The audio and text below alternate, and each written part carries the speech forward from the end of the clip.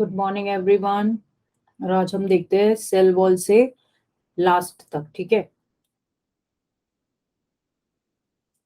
चलो।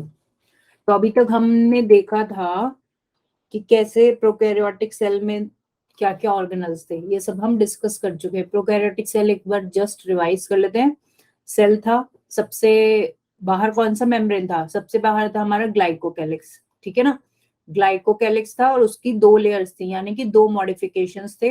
Slime layer हो सकती है ना, या फिर क्या हो सकता है, कैप्सूल हो सकता है। ठीक है, साइड में क्या था? फ्लैजिला था। ठीक है, एक अंदर क्या था? फॉल्स न्यूक्लियस, या हम उसे बोल रहे थे न्यूक्लियोइड। जेनेटिक मटेरियल को बोल रहे थे जीनोफोर। 70s ribosomes. एक था सर्कुलर एक्स्ट्रा डीएनए, जिसे हम बोल रहे थे प्लाज्मेट। ठीक है, प्लाज्मेट बोल रहे थे।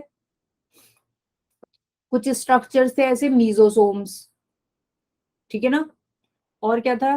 ग्लाइकोकैलिक्स के अंदर नेक्स्ट लेयर कौन सी थी? Cell wall. ठीक है, सेल वॉल थी उसके अंदर। और सेल वॉल के अंदर क्या था? हमारा प्लाज्मा मेम्ब्रेन था। ठीक है, ऐसे तीन थी। थोड़ा सा डायग्राम गड़बड़ हो गया, अंदर बनाना था। और ठीक है, तो ये तीन कितने थे? बेसिक स्ट्रक्चर थे जो एक इसमें बैक्टीरिया की या प्रोकैरियोटिक सेल के पास होने चाहिए। उसके बाद हमने यूकैरियोटिक सेल स्टार्ट करा, सेल मेम्ब्रेन देखा। और लास्ट में हमने ये देखा था कि यूकैरियोटिक जो सेल होती है उसमें भी प्लांट और एनिमल सेल में कुछ डिफरेंसेस है। जैसे क्या था? प्लांट सेल में क्या क्या डिफरेंस है? प्लांट्स, आवाज नहीं आ रही? किसी को नहीं आ रही आवाज? मेरे साइड से तो फुल है आवाज, किसी को नहीं आ रही वॉल्यूम? प्रियांशु दोबारा ज्वाइन कर लो एक बार। आ रही है ना? देखो, हाँ। तो प्रियांशु आप दोबारा से ज्वाइन कर लो, कभी कभी हो जाता है नेटवर्क का इशू। ठीक है, तो चलो।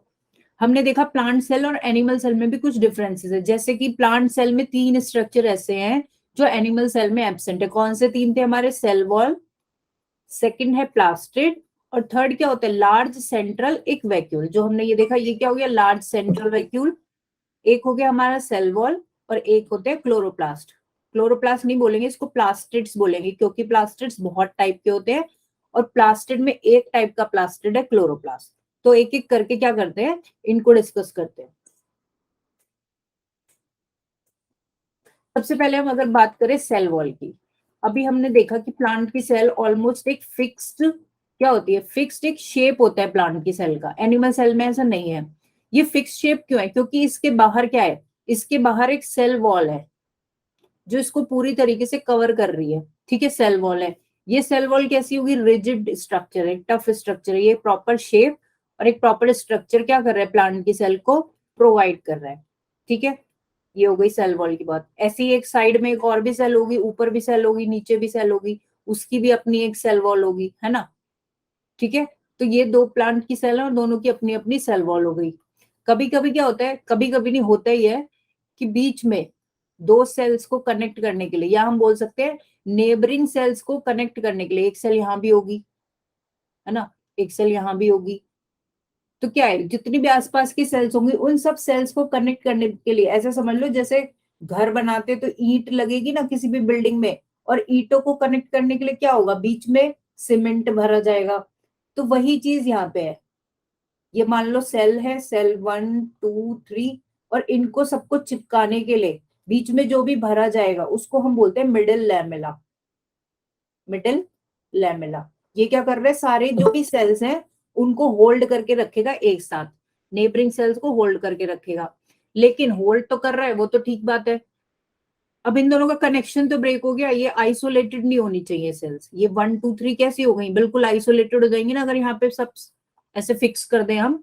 तो इनमें क्या होता है? बीच में कुछ कनेक्शंस होते हैं, उनको हम बोलते हैं प्लाज्मोडेस्मेटा। यहाँ से क्या होगा? एक थोड़ा सा पोर्शन ऐसे पाथ बना होगा, एक रोड सी बनी होगी, ऐसे समझ लो, या कोई नेटवर्क होगा या कोई ब्रिज होगा जो ओपन होगा। तो उससे क्या होगा? सेल नंबर 1 और 2 क्या होगी? आपस में कनेक्ट हो जाएंगी। और इस कनेक्शन के थ्रू क्या होता है? साइटोप्लाज्म 1 का 2 का इंटरैक्ट कर सकता है, मिक्स हो सकता है, कोई मॉलिक्यूल्स को पास करना है तो वो कर सकता है। तो ये इसको क्या बोलते हैं? जो पाथ बना है इसको बोलते हैं प्लाज्मोडेस्मेटा। ठीक है, और ये कहाँ बन रहा है? ये सेल वॉल और जो मिडिल लैमेला थी उसको बीच में से उसके बीच में से निकल रहा है। यहाँ पे सेल वॉल वो होगा, मिडिल लैमेला ऊपर नीचे होगा, लेकिन जहां पे प्लाज्मोडेस्माटा बनेगा वहां पे वो चीजें गायब हो जाएंगी, जैसे कि मिडिल लैमेला और सेल वॉल वहां एब्सेंट हो जाएंगी थोड़ी सी जगह पे, और हमारा प्लाज्मोडेस्माटा वहां बन जाएगा। बाकी सब जगह क्या होगा, मिडिल लैमेला होगा और या फिर सेल वॉल होगी साइड में। ठीक है, देखो यहाँ पे यही लिखा है कि सेल वॉल क्या है, किसमें है। पहली बात तो सेल वॉल प्लांट की सेल्स में है, किसकी, सेलुलोज की। ठीक है, और फंगस में किसकी है, काइटिन की। ठीक है, ऐसे ही हम एल्गी की बात करें तो सेल वॉल किसकी बनी है, सेलुलोज, गैलेक्टन्स और कुछ मिनरल्स जैसे कि कैल्शियम कार्बोनेट, इन सबके मिक्सचर की सेल वॉल एल्गी में प्रेजेंट है। प्लांट्स में हमने देखा cellulose is the main component, लेकिन सेलुलोज के साथ क्या हो सकता है, हेमी सेलुलोज भी हो सकता है, पैक्टिन भी होता है और प्रोटीन्स भी होते हैं। मेन इज सेलुलोज, बाकी ये होते हैं कुछ कम अमाउंट में। ठीक है, उसके बाद अभी हमने देखा था कि हाँ सेल वॉल बनी, ये मान लो ये बनी सेल वॉल, दूसरे कलर से बनाते हैं, सेल वॉल बनी। तो सेल वॉल क्या होता है, अगर प्लांट यंग है, अभी प्लांट कैसा है, यंग है, तो ये जो सेल वॉल होगी इसको बोलेंगे हम प्राइमरी सेल वॉल, और ये क्या करेगी, डिवाइड करेगी प्राइमरी सेल वॉल भी। जैसे जैसे लेकिन इस बेसिकली क्या होता है, लास्ट में जाके सेल वॉल की सेल्स जो होती है वो डेड हो जाती है, लेकिन इनिशियल स्टेज में तो प्लांट को ग्रो करना है। अब ऐसा तो हो नहीं सकता ना कि सेल बड़ी हो गई और सेल वॉल छोटी रह गई, तो सेल वॉल भी साथ साथ बढ़ेगी।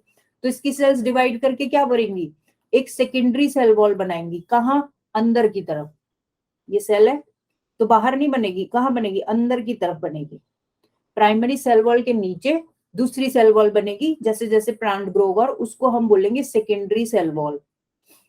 ठीक है, secondary cell wall, secondary cell wall धीरे धीरे प्लांट मैच्योर होगा तो ये भी मैच्योर होगी, और एक टाइम के बाद जाके इसकी ग्रोथ बिल्कुल रुक जाएगी। जैसे हम बोलेंगे कि प्लांट की भी एज सच नहीं रुकती प्लांट वगैरह में, लेकिन इसकी सेल्स क्या होंगी, मैच्योर हो जाएंगी और उनकी जो डिवाइडिंग कैपेसिटी है वो एक तरीके से खत्म हो जाएगी।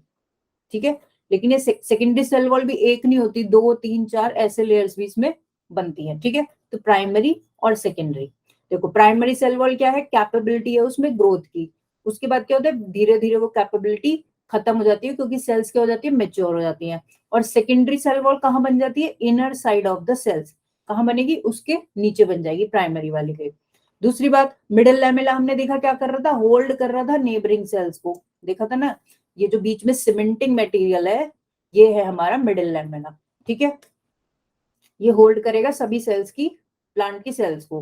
प्लाज्मोड ऐसा क्या है, एक कनेक्शन है जो किसमें स्टेब्लिश हो रहा है, दो नेबरिंग सेल्स के साइटोप्लाज्म के बीच, ये दो सेल्स थी, इन दोनों के साइटोप्लाज्म के बीच एक कनेक्शन स्टेब्लिश हो रहा है, जिसको हम बोल रहे हैं प्लाज्मोडेस्माटा।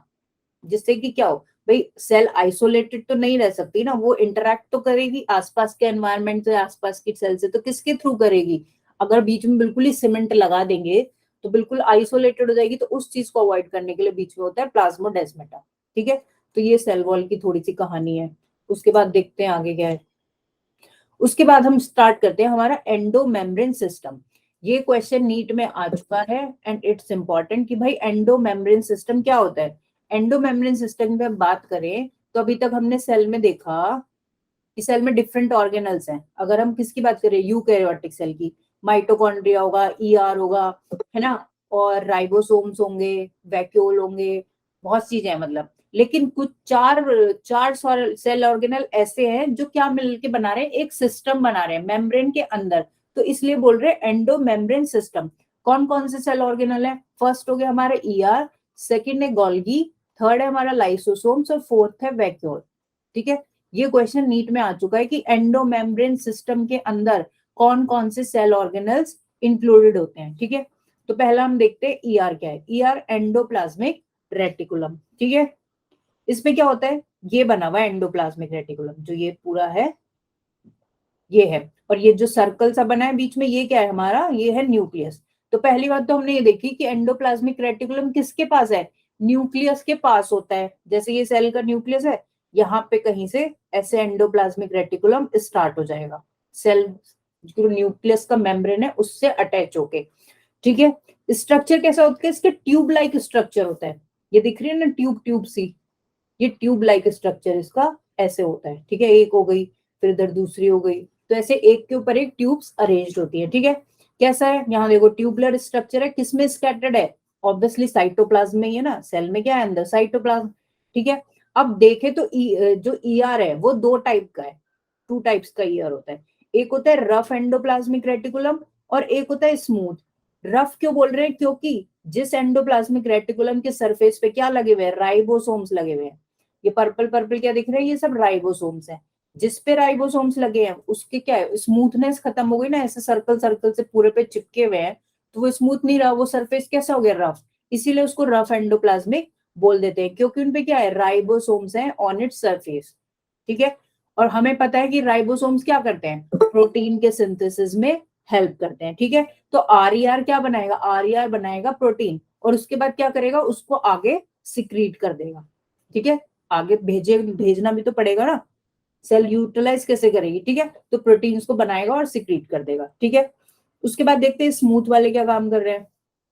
इधर देखो, ये है स्मूथ, इस पे देखो राइबोसोम्स नहीं है, कोई राइबोसोम नहीं है ना इस पे, तो इसकी स्किन कैसी है, ऐसे बोल सकते हैं, ये कैसा है, ऊपर से स्मूथ है बिल्कुल लेयर, तो इसको बोलेंगे स्मूथ एंडोप्लाज्मिक रेटिकुलम, क्योंकि इस पे राइबोसोम्स एब्सेंट है।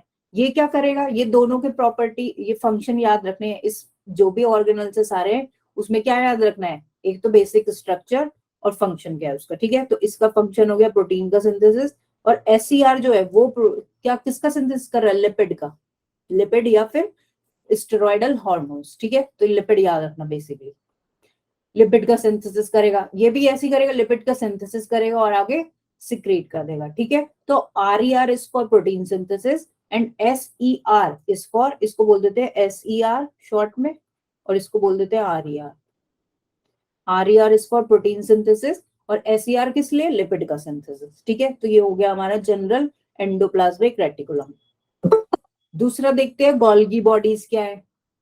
गोल्गी बॉडीज की अगर हम बात करें तो first of all Golgi bodies की जो डिस्कवरी की वो किसने करी, कैमिलो गोल्गी ने, और इन्हीं के नाम पर, गोल्गी है ना इनका नाम, इन्हीं के नाम पर इनको गोल्गी बॉडीज या गोल्गी एपरेटस बोला गया पूरा, ठीक है। अब इसमें देखो कैसा होता है, उसमें तो ट्यूब लाइक स्ट्रक्चर थे न्यूक्लियस से अटैच्ड, ऐसा सा था ना वो, ऐसा था। इसमें क्या होता है, एक एक सैक अलग अलग है, देखो एक ये सैक हो गया, सैक क्या हो गया, बैग लाइक स्ट्रक्चर, कुछ ऐसा फ्लैट डिस्क शेप्ड, ठीक है। तो एक एक क्या है, अलग अलग रखे हैं, एक के ऊपर एक पैरेलली अरेंज्ड है, ठीक है। कैसे है ये भी नियर द न्यूक्लियस होगा, ठीक है। दूसरी बात, फ्लैट डिस्क शेप्ड क्या है, इसमें सैक्स है, एक के ऊपर एक फ्लैट बैग्स के टाइप के स्ट्रक्चर है, या हम उनको क्या बोल देते हैं, उनको सिस्टर्नी भी बोल देते हैं, ठीक है। देखो यहाँ लिखा है सिस्टर्नी, ठीक है। और स्टैक कैसे, एक के ऊपर एक पैरेलल ये अरेंज्ड है, ठीक है, पैरेलली एक के ऊपर एक रखे हुए हैं। दूसरी बात, इसका फंक्शन क्या है, ये बेसिकली क्या करेगा, जो भी मटेरियल इसके पास आएगा उसकी क्या करेगा, पैकेजिंग करेगा। ये क्या है, एक तरीके से पैकेजिंग मशीन, तो मान लो पैकेजिंग कैसे, पहले मॉडिफिकेशन, अगर रिक्वायरमेंट है मॉडिफिकेशन की, और उसके बाद पैकेजिंग। इस बात को ऐसे समझ सकते हैं जैसे कि कोई फैक्ट्री में क्या होता है, रॉ मटेरियल हमने डाला, रॉ मटेरियल से क्या बना, कोई प्रोडक्ट बना, प्रोडक्ट बना, प्रोडक्ट बन के आगे जाएगा, प्रोडक्शन लाइन होगी ना पूरी, रॉ मटेरियल डाला प्रोडक्ट बना, मान लो बिस्किट बना, बिस्किट पे कुछ और लगाना था तो वो और चीजें कुछ लगा दी, उसके बाद क्या होगा, फाइनल पैकेजिंग होगी, ठीक है। और पैकेजिंग के बाद क्या होगा, उसको पैक करके बाहर निकाल दिया जाएगा, जिस भी सिक्रीशन बोल दो इसको या ट्रांसपोर्टेशन बोल दो, ठीक है। तो ऐसा ही कुछ यहाँ हो रहा है, अगर हम ईआर और गोल्गी बॉडी के दोनों के काम को देखें तो ये यही कुछ कर रहे हैं। ईआर क्या कर रहा है, जो रॉ मटेरियल न्यूक्लियस से आ रहा है, रॉ मटेरियल का मतलब है क्या आ रहा है, एमआरएनए आ रहा है, उससे क्या बनाएगा, प्रोटीन बनाएगा। ईआर ने बनाया प्रोटीन, आरईआर ने, वो प्रोटीन इसने कहाँ भेज दिया, गोल्गी बॉडीज के पास भेज दिया, गोल्गी बॉडीज ने उसमें कुछ मॉडिफिकेशंस करे, उसको और क्या बोल देंगे उनको, क्या करते हैं, मॉडिफाई करते हैं, प्रोटीन लगाना है या कार्बोहाइड्रेट चेन लगानी है, तो ऐसे कुछ मॉडिफिकेशंस होते हैं। गोल्गी ने मॉडिफिकेशन करा, उसको एक पैकेज के अंदर पैक करा मॉलिक्यूल को, और सेल से बाहर सिक्रीट कर दिया। तो ईआर और गोल्गी, एमआरएनए होता है एक टाइप का आरएनए, डीएनए और आरएनए तो पता है ना, वो मैंने ऐसे लिख दिया, ज्यादा ध्यान मत दो, ठीक है, नेक्स्ट क्लास में आएगा ये। डीएनए और आरएनए सुना है ना, तो आरएनए बेटा तीन तरीके के होते हैं, एक होता है एमआरएनए, एक होता है टीआरएनए और एक होता है आरआरएनए, ठीक है, ये होते हैं। तो जो मेन एमआरएनए होता है उसी से आगे चल के बनता है हमारे प्रोटीन। ठीक है, अभी इतना याद रखो। ठीक है, 3 तरीके के होते हैं और mRNA से जो होता है वही उससे ही प्रोटीन बनता है। ठीक है, तो ER में आया और ER में जो राइबोसोम्स की हेल्प से उन्होंने क्या करा, प्रोटीन बनाया। आगे उसने किसे पास कर दिया, गोल्गी बॉडी को। गोल्गी बॉडी ने उसमें कुछ मॉडिफिकेशंस करे अगर रिक्वायर्ड है तो, और फिर उसको अच्छे से पैक करा। अब कैसे, देखो होता कैसे है, यहां से आएगा, मान लो प्रोटीन ER से बन के यहां से आया, इस फेस को बोलते हैं सिस फेस। इसमें 2 फेस होते हैं, एक होता है सिस फेस, एक होता है ट्रांस फेस। सिस फेस उसे बोलते हैं जहां से मॉलिक्यूल एंटर होगा। ठीक है, लिखा है ना यहाँ पे इनकमिंग, कहाँ से आ रहे हैं, ER से आ रहे हैं या किसी सेल के और एनवायरमेंट से भी आ सकते हैं। ठीक है, मेन काम क्या है, इनको लेना। इसने प्रोटीन का मॉलिक्यूल लिया, 1 on 1 इसने पास करता रहा, मॉडिफिकेशन करता रहा ये। ठीक है, जब ये लास्ट वाले में आएगा तो क्या होगा, ये फाइनल प्रोडक्ट हमारा बन चुका होगा और ये पैक करके उसको भेजेगा आगे। पैक किस में करेगा, वेसिकल्स में। ये वेसिकल्स होते हैं, सिक्रेटरी इसलिए बोल रहे हैं क्योंकि सेल से बाहर इसने अपनी बॉडी से बाहर सिक्रेट करा। अब ये मॉलिक्यूल सेल में यूटिलाइज होना होगा तो सेल में हो जाएगा, और अगर सेल से बाहर जाना होगा तो बाहर चला जाएगा। बेसिकली ये पैक हो गया एक सिक्रेटरी वेसिकल में। और जिस फेस से ये निकल रहे हैं, इधर से तो भाई रॉ मटेरियल टाइप का आ रहा था इसके पास, लेकिन यहां से निकल रहा है फाइनल प्रोडक्ट। तो उस जिस स्टेज से, जिस साइड से फाइनल प्रोडक्ट निकलता है उस फेस को बोलते हैं ट्रांस फेस। ठीक है, एक हो गई सिस फेस, एक हो गई ट्रांस फेस। तो सिस फेस को हम बोलते हैं फॉर्मिंग फेस, यहाँ से क्या हो रहा है, फॉर्मेशन के लिए आ रहा है। और ट्रांस फेस को बोलते हैं मैच्योरिंग फेस, यहाँ से क्या हो रहा है, पूरा एक फाइनल मैच्योर प्रोडक्ट हमारा निकल रहा है। सिस फेस का शेप कैसा है, कॉन्वेक्स टाइप है। देखो कुछ ऐसा लग रहा है ना, थोड़ा सा, अगर क्लियर तो नहीं है यहाँ, हल्का सा ही कॉन्वेक्स होता है। और ये कैसा होगा, ट्रांसफेस कॉनकेव, दबा हुआ है अंदर को। और यहाँ से क्या निकलेंगे, हमारे सिक्रेटरी वेसिकल्स निकलेंगे। ठीक है, यही चीज यहाँ लिखी है कि गोल्गी क्या करते हैं, फंक्शन करते हैं पैकेजिंग ऑफ मटेरियल और लास्ट में उनका ट्रांसपोर्टेशन। ठीक है, जैसे प्रोटीन किसने सिंथेसाइज करे, राइबोसोम्स ने करे, और उनको कहाँ भेज दिया, मॉडिफिकेशन के लिए सिस्टर्नी में भेज दिया। यही सब क्या है, सेक्स क्या है, सिस्टर्नी। ठीक है, तो जैसे गोल्गी, अगर मेन फंक्शन लिखना है कि भाई कर क्या रही है, तो हम ये लिखेंगे कि is the site for synthesis of glycoprotein. वहां से क्या आ रहा था, सिर्फ प्रोटीन आ रहा था। क्या आ रहा था, सिर्फ प्रोटीन आ रहा था। प्रोटीन पे इसने कार्बोहाइड्रेट की चेन ऐड कर दी। ठीक है, तो वो क्या बन गया, ग्लाइकोप्रोटीन। ग्लाइकोप्रोटीन। ठीक है, ऐसे लिपिड आ रहा था और लिपिड पे क्या ऐड कर दिया, कार्बोहाइड्रेट का चेन, तो वो क्या बन गया, ग्लाइकोलिपिड। ठीक है, तो इसने क्या करा, प्रोटीन को ग्लाइकोप्रोटीन और ग्लाइकोलिपिड बना के आगे भेज दिया। ठीक है, अब वो जहां यूटिलाइज होना होगा वहां चला जाएगा। समझ आया गोल्गी का क्या काम है, आया बच्चों पार्टी। ER और गोल्गी समझ आ गए, ये आ सकते हैं ER और गोल्गी। ठीक है ना, चलो अब आगे देखते हैं लाइसोसोम्स क्या कर रहा था। लाइसोसोम्स की अगर हम बात करें तो लाइसोसोम्स किस में बन रहा है, पहली बात तो ये जो गोल्गी अपरेटस में डिफरेंट स्ट्रक्चर्स वेसिकल्स बन रहे थे उनमें से ही एक होता है लाइसोसोम्स। ठीक है शीतल, उनमें से, अच्छा ये तुम्हारी दीदी का नाम था आई थिंक, नाम मैं तुम्हारा भूल गई। ठीक है, उनमें से क्या होता है, गोल्गी के थ्रू क्या बनेंगे, लाइसोसोम्स। लाइसोसोम्स में क्या याद रखना है, फर्स्ट बात ये मेम्ब्रेन बाउंड है, वो दोनों भी मेम्ब्रेन ही बाउंड थे। ठीक है, ये कैसा है, मेम्ब्रेन बाउंड है। दूसरी बात, इसके अंदर कुछ एंजाइम्स होते हैं। मेन जो फीचर है लाइसोसोम्स का, ये क्या काम करते हैं, ये सेल को डाइजेस्ट करने का काम करते हैं। क्या करते हैं, सेल को डाइजेस्ट। सेल को कैसे डाइजेस्ट करेंगे, जो सेल के अंदर हाइड्रोहाइड्रेट्स, प्रोटीन्स, लिपिड, ये सब क्या है, ये बायोमोलिक्यूल्स हैं। सेल के बायोमोलिक्यूल्स को अगर ये डाइजेस्ट कर देंगे तो सेल एक तरीके से क्या होगी, डिस्ट्रॉय हो जाएगी ना, डेड हो जाएगी। इनका काम यही है। इनमें क्या भरे होते हैं लाइसोसोम्स के अंदर, हाइड्रोलिटिक एंजाइम्स होते हैं, हाइड्रोलिटिक एंजाइम्स। ठीक है, ये एंजाइम्स क्या करते हैं, इन बायोमोलिक्यूल्स को डाइजेस्ट करते हैं, डिग्रेड करते हैं। ठीक है, कौन कौन से एंजाइम हो सकते हैं, जैसे लाइपेज, प्रोटीएज, है ना, कार्बोहाइड्रेट्स। दूसरी बात क्या है, एंजाइम्स तो हैं लेकिन एंजाइम्स की एक्टिविटी कब होगी, जब सेल कैसी, जब इसका एनवायरनमेंट कैसा होगा, एसिडिक होना चाहिए। जब भी ये काम करेंगे तभी कर पाएंगे जब पीएच कैसी है, एसिडिक। ठीक है, तो पहली बात तो ये याद रखनी है कि हाइड्रोलाइटिक एंजाइम्स इसके अंदर फिल्ड है। दूसरी बात, वो काम कब करेगा, एसिडिक पीएच पे। ठीक है, तीसरी बात, क्योंकि ये सेल को डाइजेस्ट कर रहे हैं तो इनको सुसाइडल बैग्स के नाम से भी बोला जाता है। ठीक है, चौथी बात कि ये आरबीसी के अंदर, रेड ब्लड सेल्स में ये एब्सेंट होते हैं। ठीक है, तो ये 4 बातें तुम्हें याद रखनी है गोल्गी बॉडी इसमें, लाइसोसोम्स में। सही है, चलो उसके बाद नेक्स्ट देखते हैं वैक्यूल्स क्या होते हैं।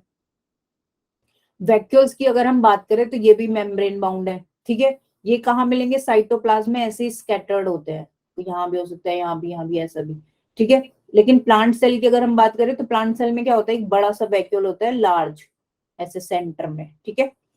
तो दोनों में कंडीशन डिफरेंट है। दूसरी बात, क्या करते हैं ये, इनका फंक्शन क्या है, ये इनमें होल्ड होता है या स्टोर करते हैं ये वाटर, सैप या फिर एक्सक्रीटरी प्रोडक्ट्स को ये स्टोर करके रखते हैं वैक्यूल्स, ठीक है।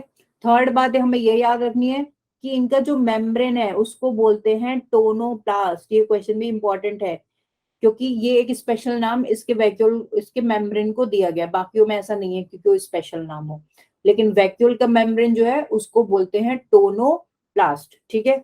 दूसरी बात, वैक्यूल क्या हो सकते हैं, डिफरेंट टाइप्स के हो सकते हैं, जैसे कि एक हो गया हमारा कॉन्ट्रेक्टाइल वैक्यूल, ठीक है, फूड वैक्यूल। फूड वैक्यूल जैसे ये दोनों किस में होंगे, अमीबा में होते हैं ना। कॉन्ट्रेक्टाइल वैक्यूल क्या करते हैं, ऑस्मो रेगुलेशन में हेल्प करते हैं। ऑस्मो रेगुलेशन मतलब वाटर और इलेक्ट्रोलाइट का बैलेंस बॉडी के अंदर बनाने में हेल्प करता है ये, किसके, अमीबा के, ठीक है। दूसरी बात, फूड को स्टोर करने में हेल्प करेगा, फूड वैक्यूल की तरह काम करेगा, ठीक है। इसके आगे टाइप्स देखते हैं। फूड वैक्यूल हमने देख लिया for food storage, contractile vacuole for osmo regulation जिससे कि बॉडी का क्या हो, वाटर और इलेक्ट्रोलाइट बैलेंस मेंटेन रहे, ठीक है। एयर वैक्यूल हमने किस में देखा था, अगर ध्यान है तुम्हें, बायोलॉजिकल क्लासिफिकेशन में देखा था ना, एयर वैक्यूल या बायोलॉजिकल में नहीं, इसी में देखा था, फर्स्ट पार्ट में प्रोकैरियोटिक सेल में देखा था ना, कि गैस वैक्यूल क्या कर रहा था, साइनोबैक्टीरिया को बायोन्सी प्रोवाइड कर रहा था, ठीक है ना, जिससे वो क्या कर सकता है, फ्रीली फ्लोट कर सकता है वाटर पे, लाइट वेट बनाता है क्योंकि इसमें क्या है, गैस फिल्ड है, ठीक है। एक हो गया हमारा सैप वैक्यूल, ये किस में होगा, प्लांट्स में। सैप को क्या करेगा, सैप को स्टोर करेगा। सैप एक तरीके से क्या होता है, एक्सक्रीटरी प्रोडक्ट बोल लो, वेस्ट प्रोडक्ट बोल लो, और थोड़े से इसमें नाइट्रोजिनस वेस्ट भी होते हैं, तो वो सब सैप के अंदर होते हैं। और सैप किस में होता है, फिर सैप स्टोर होता है वैक्यूल के अंदर, ठीक है। तो ये हमारे क्या हो गए, ये हो गए हमारे टाइप्स ऑफ वैक्यूल्स, ठीक है। चारों समझ में आ गए, लाइसोसोम, ईआर और वैक्यूल्स और गोल्गी बॉडीज, ठीक है। तो ये चारों मिलकर क्या बना रहे हैं, हमारा एक एंडो मेम्ब्रेन सिस्टम। चलो उसके बाद हम देखते हैं माइटोकॉन्ड्रिया, दिस इज इंपॉर्टेंट, ठीक है। माइटोकॉन्ड्रिया की अगर हम बात करें तो पहला फीचर तो इसका यही है कि ये कैसा है, ये डबल मेम्ब्रेनस है। अभी तक हम जो देख रहे थे लाइसोसोम की अगर हम बात करें या टोनोप्लास्ट की, लाइसोसोम नहीं समझ में आया, देखो लाइसोसोम सबसे पहले तो बन किससे रहा है, ये गोल्गी बॉडीज के थ्रू ही बनता है, ठीक है। किसके थ्रू बनता है, गोल्गी बॉडीज के थ्रू। दूसरी बात, ये मेम्ब्रेन बाउंड है, एक प्रॉपर मेम्ब्रेन के अंदर ये बना हुआ, अंदर होगा सिमटा हुआ, ऐसे समझ लो। अब उसमें क्या होंगे, अंदर कुछ एंजाइम्स हैं, ठीक है। एंजाइम, इसको ऐसे याद रखो कि lysosome basically are called suicidal bags. Cell को अगर मरना है तो वो लाइसोसोम के पास जा सकती है, ठीक है। क्यों, क्योंकि इसके अंदर क्या है, हाइड्रोलिटिक एंजाइम्स है। हाइड्रोलिटिक, लिटिक का क्या मतलब होता है, लिटिक या लाइसिस, लाइसिस या लिटिक का मतलब होता है डेड हो जाना, डेड, ठीक है। लाइसिस या लिटिक, डेड, ठीक है। तो इसमें कैसे एंजाइम है जो क्या कर रहे हैं, सेल को डाई करने में हेल्प कर रहे हैं, एक तरीके से सेल को डिस्ट्रॉय करने में हेल्प कर रहे हैं, डिग्रेड करने में, क्योंकि इनके पास एंजाइम्स हैं ऐसे जो बायोमोलिक्यूल्स को क्या करते हैं, डिग्रेड कर देते हैं बिल्कुल। और बायोमोलिक्यूल्स डिग्रेड हो जाएंगे तो ऑब्वियसली सेल का कुछ अस्तित्व नहीं बचेगा, ठीक है। तो इस यही काम ये कर रहे हैं। लास्ट में जो एक बात याद रखनी है, जो ये एंजाइम्स थे, ये कैसी पी, अगर बेसिक पीएच है ना तो ये एंजाइम काम नहीं कर पाएंगे। उन्हें कैसा एनवायरनमेंट चाहिए, उन्हें एसिडिक एनवायरनमेंट चाहिए इन एंजाइम्स को काम करने के लिए। तो यही चार बातें हैं बस। और एक ये अलग सी है कि इसमें क्या होता है, आरबीसीज में नहीं होते। मान लो आरबीसीज में हाइड्रोलाइसोसोम्स होंगे तो आरबीसी को तो ये खा जाएंगे, तो फिर क्या होगा, सेल कुछ भी कैरी नहीं कर पाएगी, ब्लड और ऑक्सीजन वगैरह, है ना। तो ये है तीन चार बातें। सही है जतिन, चले आगे।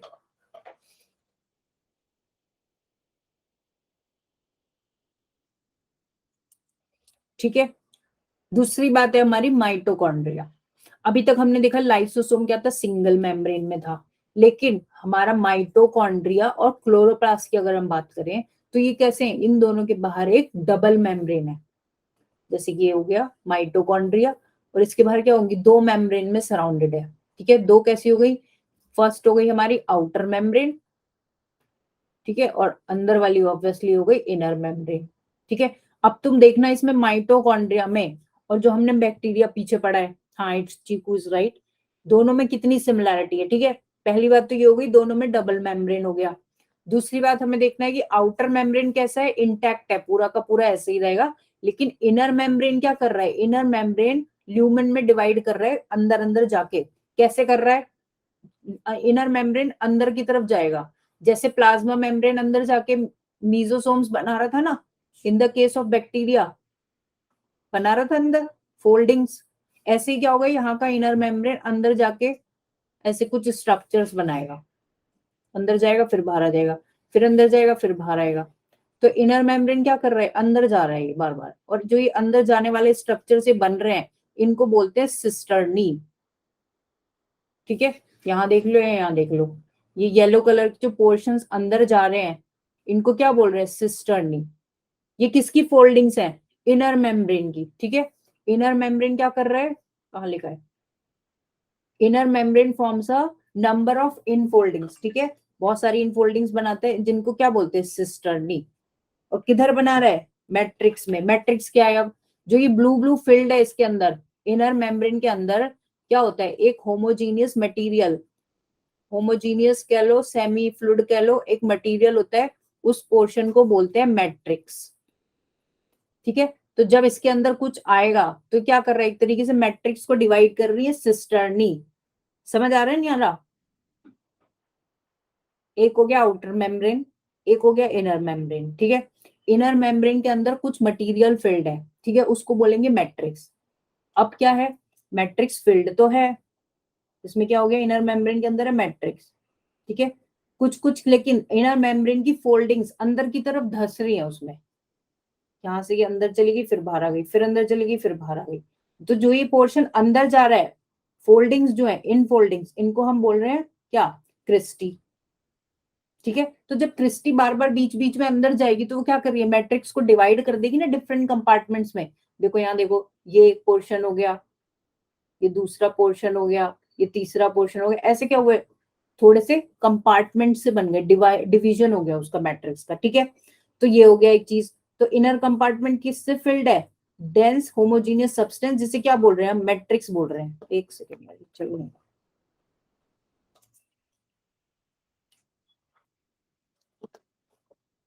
क्या बोल रहे हैं उसको, मैट्रिक्स। ठीक है, उसके बाद तो तीन चार वर्ड इंपॉर्टेंट है, जैसे कि मैट्रिक्स से फिल्ड होता है, सिस्टर्नी क्या है, इनफोल्डिंग्स। और अगर देखें तो और क्या क्या है इसमें, इसके अंदर होते 70s राइबोसोम्स। 70s राइबोसोम्स किसमें होते थे, प्रोकैरियोटिक सेल में, सेम टू सेम इसके अंदर है। दूसरी बात, इसके अंदर एक अपना डीएनए भी है, सिंगल सर्कुलर, जैसा हमारी प्रोकैरियोटिक सेल में होता था, सिंगल सर्कुलर डीएनए होता था ना उसमें। और क्या होता था उसमें, 70 ऐसी राइबोसोम्स थे, सेम टू सेम माइटोकॉन्ड्रिया के अंदर है। साथ में कुछ आरएनए मॉलिक्यूल्स भी प्रेजेंट होते हैं। अब इसके पास डीएनए भी है, राइबोसोम्स भी हैं, तो ये क्या करता है, माइटोकॉन्ड्रिया अपने प्रोटीन का सिंथेसिस अपने आप करने में कैपेबल है। ठीक है, ये अपने आप सरवाइव करने में कैपेबल है, प्रोटीन बना रहा है तो ये क्या कर रहा है, अपने के लिए एक लाइफ भी क्रिएट कर सकता है। ठीक है, इसको क्या बोलते हैं, सेमी ऑटोनॉमस, बिकॉज ये इंडिपेंडेंट लिविंग शो कर सकता है। ठीक है, इंडिपेंडेंट है ये, फुली नहीं है, कुछ कंडीशंस, कुछ लिमिटेड अमाउंट तक, इसीलिए बोल रहे हैं सेमी ऑटोनॉमस। फुली ऑटोनॉमस नहीं है, सेमी है, क्योंकि इसके पास डीएनए है, डीएनए तो ये प्रोटीन अपना प्रिपेयर कर सकता है। दूसरी बात, ये फिजन के थ्रू, बाइनरी फिजन के जैसे ही, जैसे कि बैक्टीरिया डिवाइड होते थे वैसे ही क्या हो सकता है, ये एक माइटोकॉन्ड्रिया से दो माइटोकॉन्ड्रिया बना लेता है by the process of fission. ठीक है, तो ये बात हो गई इसकी। लास्ट जो मोस्ट इंपॉर्टेंट हमारे केस में है कि माइटोकॉन्ड्रिया काम क्या कर रहे हैं, माइटोकॉन्ड्रिया सिंथेसाइज कर रहा है एटीपी, और एटीपी हमें क्या देता है, एनर्जी। ठीक है, एनर्जी देता है ना, तो इसे क्या बोलते हैं हम, mitochondria is the power house of the cell. ठीक है, पावर हाउस तो है, समझ आ गया, लेकिन कैसे मिल रही है पावर? Through aerobic respiration. जो प्रोसेस क्या है, जो एटीपी जनरेशन हो रहा है वो कौन से प्रोसेस से हो रहा है? वो हो रहा है एरोबिक रेस्पिरेशन के थ्रू। तो हम क्या बोलते हैं? Mitochondria is the power house of the cell and mitochondria is the site, location किसकी है? एरोबिक रेस्पिरेशन की। ठीक है, समझ आया माइटोकॉन्ड्रिया? आया समझ में? बढ़े आगे? कोई कंफ्यूजन? हैंड रेज मत करो, जो डाउट है इसमें लिख दो। ठीक है राज, चलें आगे? चलो अब देखते हैं क्लोरोप्लास्ट। प्लास्टिड्स देखो, प्लास्टिड्स में क्या है? प्लास्टिड्स में बेसिकली अगर हम देखें तो किसमें थे? एनिमल सेल में तो एब्सेंट है, पहली बात। प्लास्टिड किसमें एब्सेंट है? एनिमल सेल में एब्सेंट है।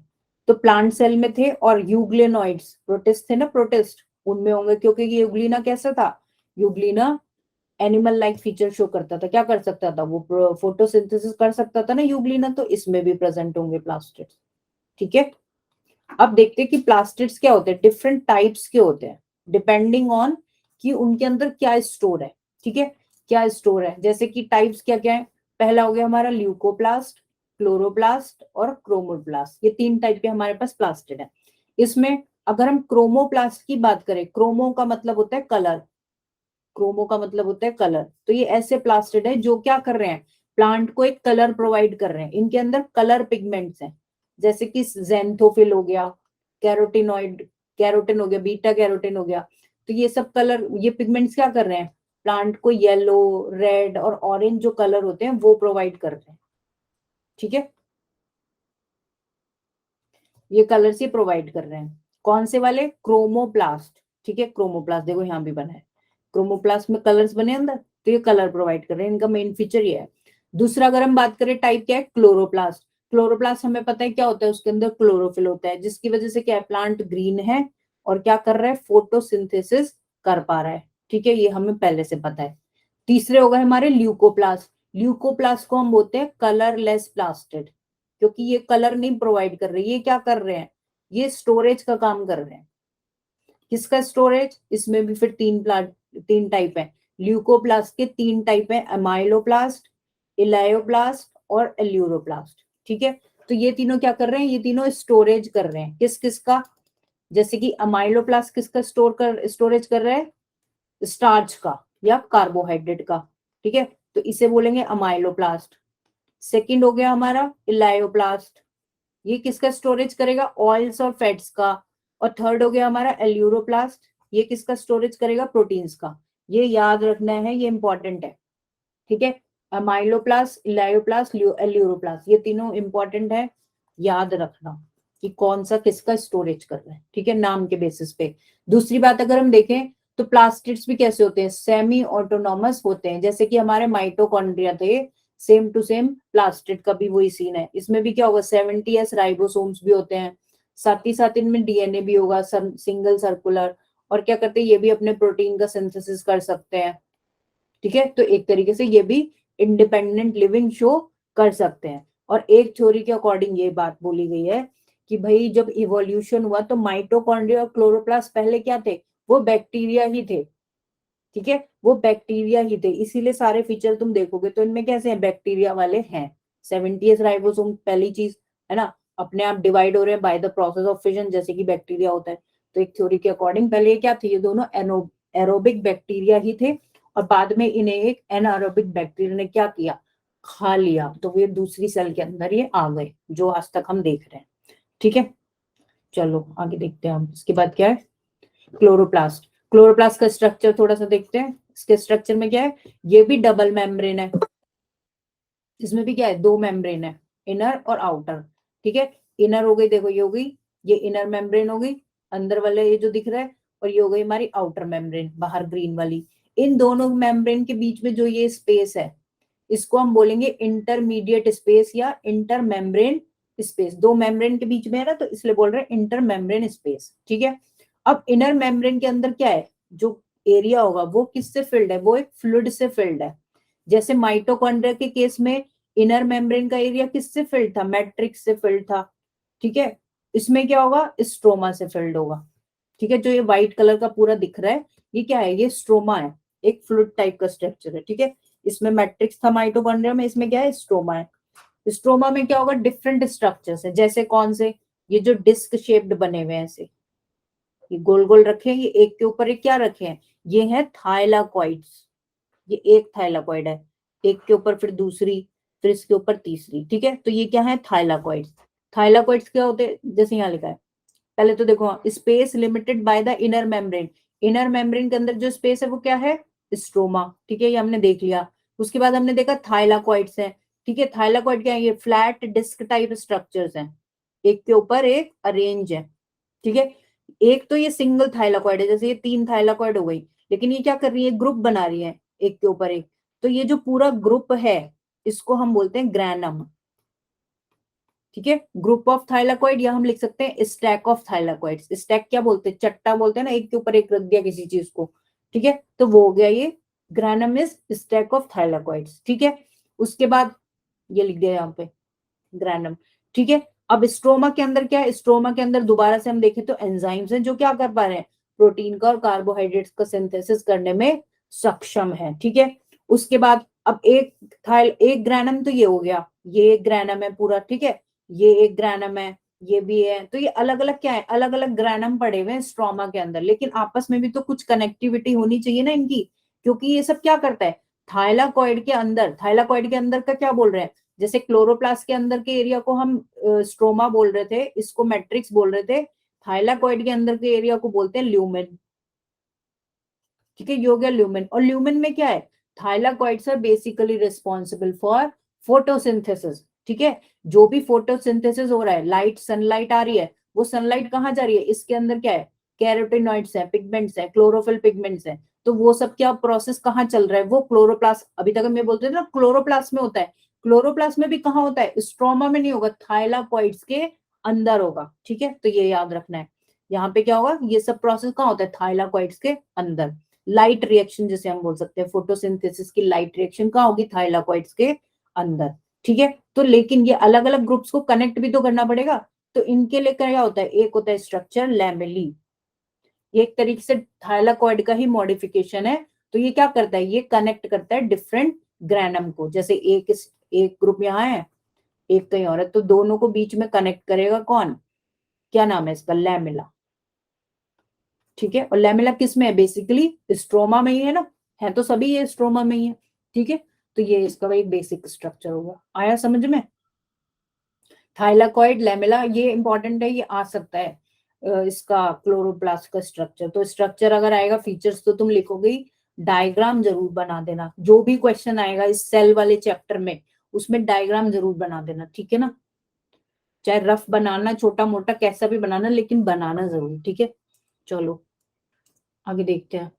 उसके बाद नेक्स्ट हमारा ऑर्गेनल है राइबोसोम्स। ठीक है, राइबोसोम्स किससे बने हैं, क्या बताऊं, ये पूरा बता दूं। ठीक है, देखो इरेज करके करते हैं। देखो पहली बात तो यही है कि माइटोकॉन्ड्रिया और क्लोरोप्लास्ट दोनों कैसे है, डबल मेम्ब्रेन है, इसमें 2 मेम्ब्रेन होंगे, माइटोकॉन्ड्रिया में भी और क्लोरोप्लास्ट में भी। डबल मेम्ब्रेन में कैसा हो गया, बाहर वाला हो गया आउटर मेम्ब्रेन और अंदर वाला हो गया इनर मेम्ब्रेन। ठीक है, दोनों मेम्ब्रेन के बीच में कुछ स्पेस रहेगा, उसको बोलेंगे इंटर मेम्ब्रेन स्पेस। ठीक है, ये तो मेम्ब्रेन की बात हो गई। अब मेम्ब्रेन किसी स्पेस को बाउंड कर रही है ना, कुछ जगह लेके ही तो बनेगी, तो उस जगह में ये 2 मेम्ब्रेन हो गई, इसके अंदर क्या फिल्ड होगा, एक लिक्विड, हमेशा सेल में कुछ ना कुछ अंदर फिल्ड ही होता है। जैसे सेल हम नॉर्मल बनाते हैं तो अंदर क्या होता है, साइटोप्लाज्म होता है ना, ऐसे ही क्या होगा, इसके अंदर क्या होगा, इसके अंदर जो फिल्ड होगा एक्वस फ्लूइड, उसका नाम है स्ट्रोमा, उसका नाम है स्ट्रोमा। ठीक है, अब और क्या क्या चीजें हैं स्ट्रोमा में वो देखना है। स्ट्रोमा में होते हैं बेसिकली मेन स्ट्रक्चर्स थाइलाकॉइड्स, जो एक के ऊपर एक अरेंज है, जो ये तुम्हें यहाँ ग्रीन ग्रीन दिख रहे हैं, ये है थाइलाकॉइड्स। और इन्हीं थाइलाकॉइड्स में क्या होता है, जो फोटोसिंथेसिस की रिएक्शंस हो रही हैं वो इन्हीं थाइलाकॉइड्स में होती हैं। ठीक है, ऐसे बहुत सारे स्ट्रक्चर्स होंगे। ठीक है, और एक एक तो ये थाइलाकॉइड हो गई, एक के ऊपर एक, ऐसे अलग अलग नहीं होती है, ये कैसी होंगी, ग्रुप्स में प्रेजेंट होंगी।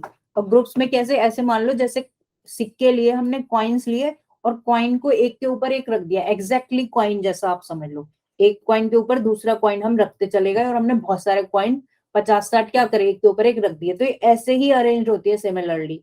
लेकिन हम उस ग्रुप, एक तो कॉइन है, ऐसे ही एक थाइलाकॉइड है, लेकिन पूरे ग्रुप को क्या बोलेंगे, कुछ नाम देना पड़ेगा ना, उसका नाम है ग्रैनम।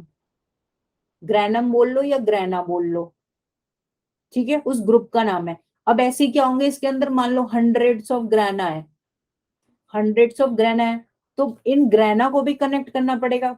भाई सेल में कुछ भी फंक्शनिंग हो रही है तो कनेक्शन तो जरूरी है ना, सब आइसोलेटेड तो नहीं हो सकते।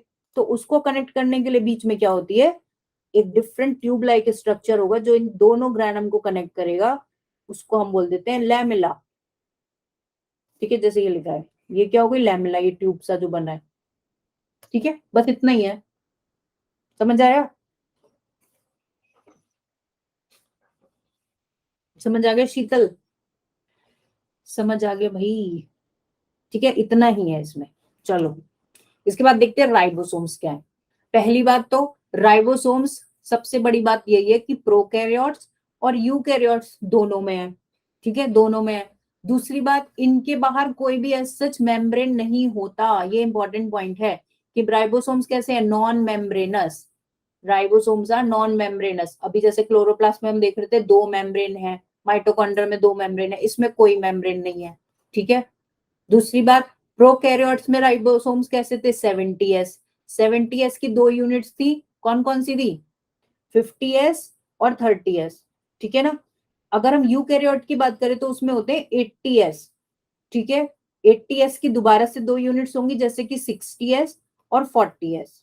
ठीक है, इनको प्लस नहीं करना, 60 40 100 और इसको 80 बना दो कभी, ठीक है, ये नहीं करना।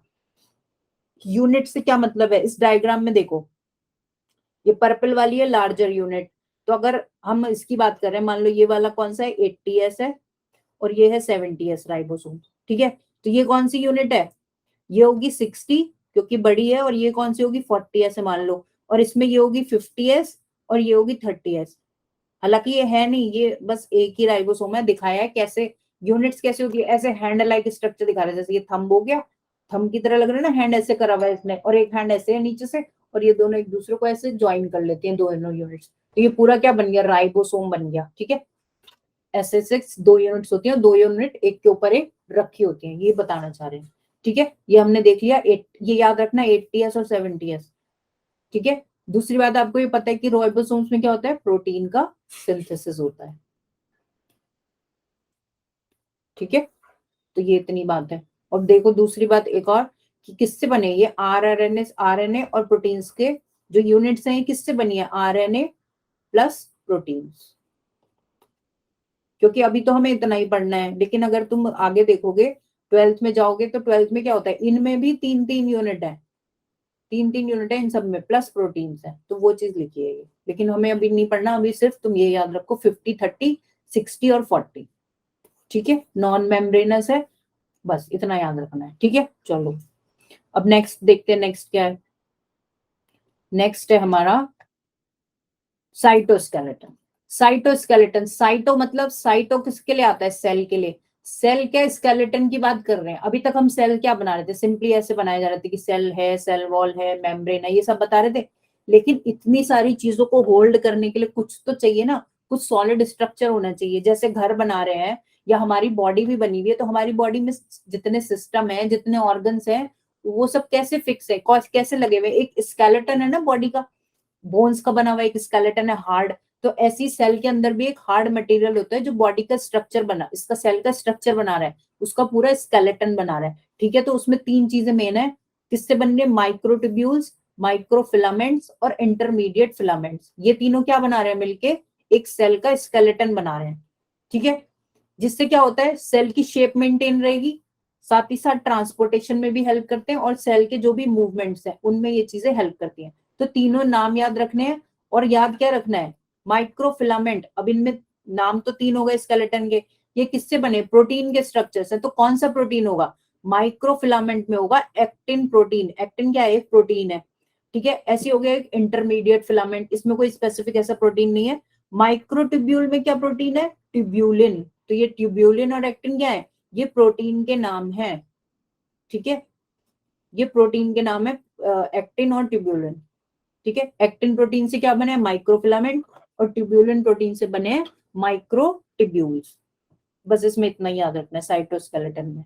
सही है। चलो सीलिया और फ्लैजेला देखते हैं। सीलिया और फ्लैजेला हमें पता है किसके लिए, बेसिकली फॉर लोकोमोशन। ठीक है, लोकोमोशन में हेल्प करते हैं। दूसरी बात, कैसे है ये हेयर लाइक आउटग्रोथ होती है, कहाँ, सेल मेम्ब्रेन पे। हम ऐसे बनाते थे ना, सीलिया ऐसे बने हुए हैं, बाहर पूरी बॉडी पे होगा। सीलिया क्या होते हैं, छोटे स्ट्रक्चर्स होते हैं, और फ्लैजेला हम बनाते थे कैसा, लंबा बड़ा। तो पहली बात तो यही पता लगी, सीलिया स्मॉल होंगे और फ्लैजेला क्या होंगे, थोड़े से लार्ज स्ट्रक्चर्स होते हैं।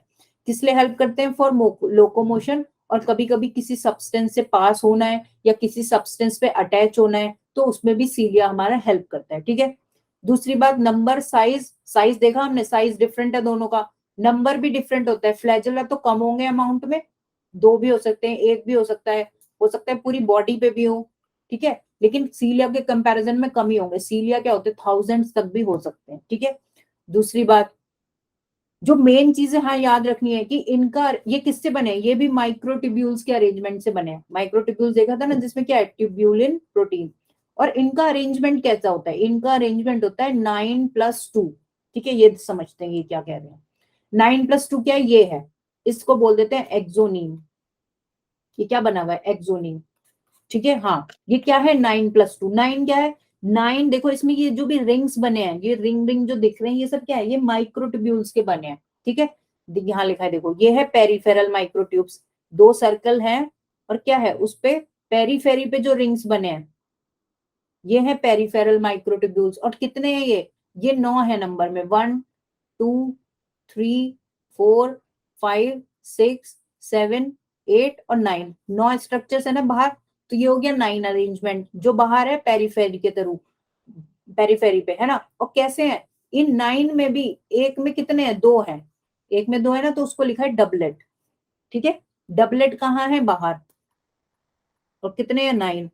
अगर हम बात करें प्लस, सेंटर में है 2 रिंग्स, किसके, माइक्रोट्यूब्यूल के, 2 रिंग है, तो इसलिए इसको बोल रहे हैं 9+2 अरेंजमेंट। ठीक है, 9 बाहर और 2 कहाँ, 2 सेंटर में।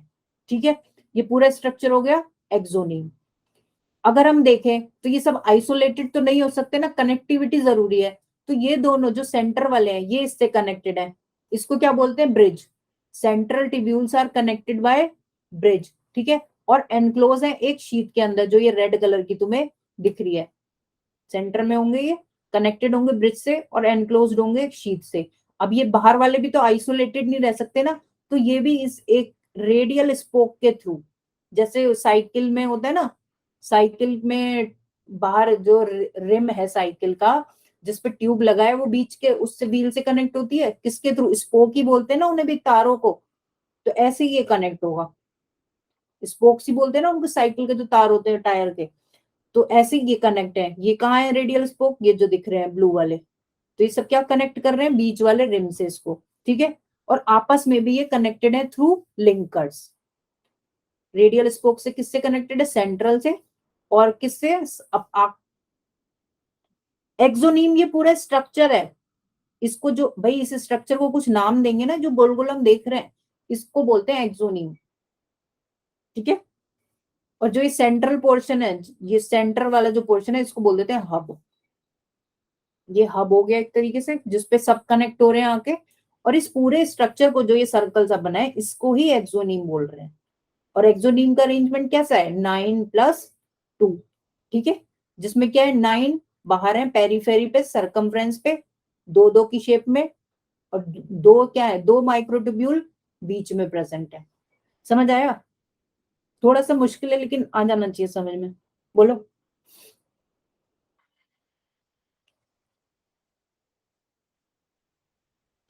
बोलो भाई। तो देखे तो ये क्या कर रहा है, ये बेसिकली जो सीलिया और फ्लैजेला होता है ना, उसका जो स्ट्रक्चर हम सिंपली ऐसे बना देते हैं, वो नीचे कहीं ना कहीं ऐसा होता है। ठीक है, और फिर यही आपको मूवमेंट में हेल्प कर रहा है। ठीक है, कहने का मतलब ये है इनका। और अभी जो फिलहाल के लिए आपको याद रखना है, वो ये याद रखना है कि सीलिया में कैसा अरेंजमेंट होता है, 9+2।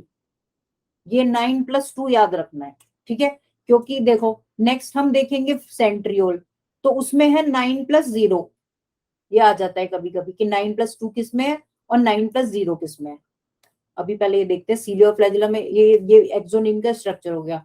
सीलिया फ्लैजिला में डिफरेंस क्या है, ये आएगा नहीं, बस देख लो, ये पता है तुम्हें।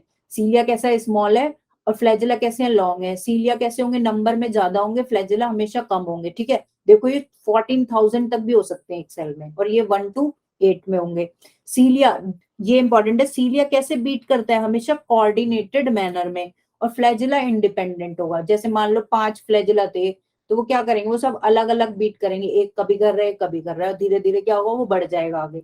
लेकिन सीलिया क्या करेंगे, एक कोऑर्डिनेटेड मैनर में। जैसे हम नाव में बोलते हैं कि नाव में चप्पू चलता है, चप्पू चलाते हैं ना, वो केरला वाली बोट रेस देखी है क्या, न्यूज में दिखाते हैं, उसमें लंबी सी बोट होती है, उसमें 50-60 लोग बैठे होते हैं, और वो एक साथ क्या करते हैं, वो सब एक साथ ही, ओर्स बोलते हैं ना इनको, ओर्स, तुम्हारी बुक में क्या लिखा है, ओर्स, चप्पू, हाँ, तो वो एक साथ चलाएंगे। तो ये सीलिया ऐसे ही है, वो सारे एक साथ बीट करेंगे और कोऑर्डिनेशन में चलेंगे, और इससे क्या होगा, जो ये इसको आगे बढ़ना होगा, ये आगे बढ़ेगा, या जो भी करेगा, ठीक है, समझ आया।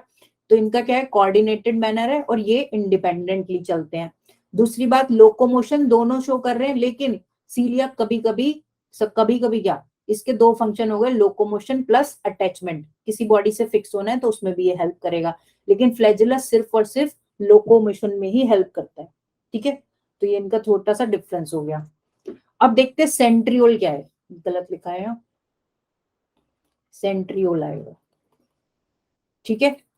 अभी तक हम, हाँ, पहली बात तो ये कि सेंट्रियोल किस में है, सिर्फ एनिमल की सेल में है, प्लांट सेल में क्या है, सेंट्रियोल्स आर एब्सेंट, एब्सेंट, ठीक है।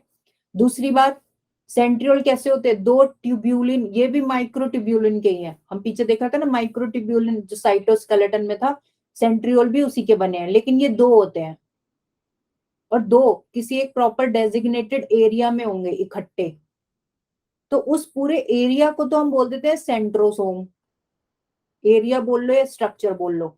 तो देखा जाए तो सेंट्रोसोम क्या है, एक एरिया है जिसके अंदर क्या है, दो सेंट्रियोल्स हैं, ठीक है, दो सेंट्रियोल्स हैं, ठीक है। तो यही लिखा है, दो सिलेंड्रिकल सेंट्रियोल मिलकर क्या बनाते हैं, एक सेंट्रोसोम बना रहे हैं। समझ आया ये क्या कह रहे हैं। दूसरी बात, किस में प्रेजेंट है, एनिमल्स में, और कुछ एल्गीज में भी प्रेजेंट होते हैं, ठीक है। तीसरी बात, कैसे है, ये परपेंडिकुलर लाई करेंगे ईच अदर के, एक ऐसे है ना 90 डिग्री पे ये दोनों अरेंज है, ठीक है।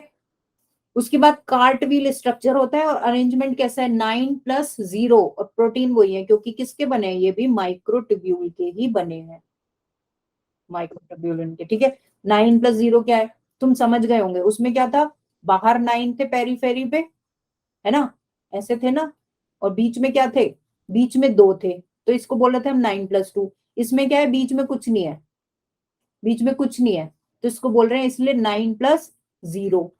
और 9 में तुम देखो, उसमें 9 में दो दो रिंग थे ना, दो दो रिंग, देखो यहाँ देखो, इसमें क्या थे, दो दो रिंग थे बाहर, एक में 2 रिंग थे, फिर दूसरे में भी 2 रिंग थे, लेकिन यहाँ पे क्या है, यहाँ पे 3-3 रिंग है, 3-3 बॉल्स बनी है ना, 3 बनी है, तो इसलिए इसको क्या बोलेंगे, ये कैसा है, 9 वाला ट्रिपलेट,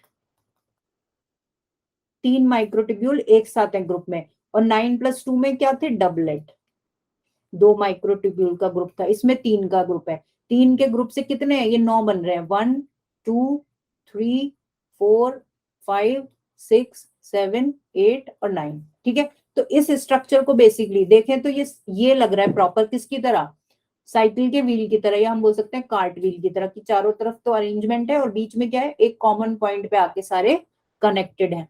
तो ये कैसा, ये ऐसे जैसे शेप बनाते हैं माइक्रोट्यूब्यूल्स, तो ये कुछ ऐसा होता है कि ये इमेजिनरी सिलेंडर जैसे बन गए ना ये दोनों, ये क्या है, ये 3-3 के ग्रुप यही हैं जो यहाँ पे सर्कल से दिखाए हैं, ये बन रहा है ना, देखो ये 3 हो गए, फिर ये 3 हो गए, तो ये 3-3 करके क्या कर रहे हैं, एक इमेजिनरी सिलेंडर बना लेंगे इस टाइप का, इमेजिनरी सिलेंडर की फॉर्म में अरेंज होते, एक सिलेंडर ऐसे और एक ऐसे, तो परपेंडिकुलर ये दोनों सेंट्रियोल क्या होंगे, अरेंज होंगे। समझ आ गया, समझ आया भाई। क्या लिखा है, ईच फिब्रिल कैसा है, ट्रिपलेट के फॉर्म में है, ठीक है। और सेंट्रल वाले जो पोर्शन से कनेक्ट है उसको यहाँ भी क्या बोलेंगे, हब बोलेंगे, जो बीच में जिससे कनेक्टेड है ये क्या है, ये है हब, ठीक है।